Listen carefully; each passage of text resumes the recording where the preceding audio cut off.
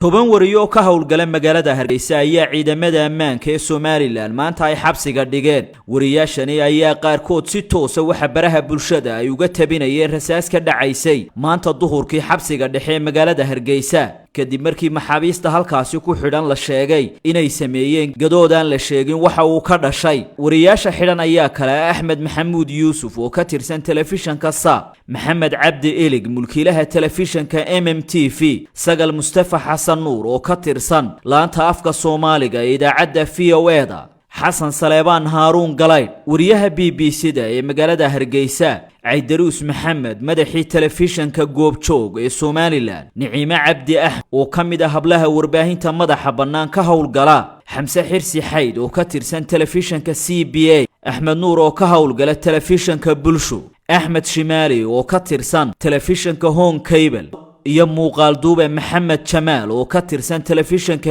MMTV. Xariga wariyaashani ayaan ilaa hadda xukuumadda iyo ururada u dooda xuquuqda suxufiyiintu aanay ka hadal, inkastoo Somaliland ay ka mid tahay meelaha suxufiyiinta ka howlgala ay la kulmaan xarig iyo tacadiye kale. Haddana sanadahani dambe waxay yaraaday xariga lala beegsado wariyaasha, waana markii ugu horeysay ee la xidho suxufiyiintii ugu tirada badnaa maalin kaliya ilaa 15 bishii January ee sanadkii 2012 markaasoo maalin kaliya xabsiga la dhigay 25 wariye oo banaanbax cabasho ka hor dhigaya xarunta madaxtooyada kana soo horjeeday go'aan ay xukuumaddu albaabada ugu xidhay telefishanka Home Cable.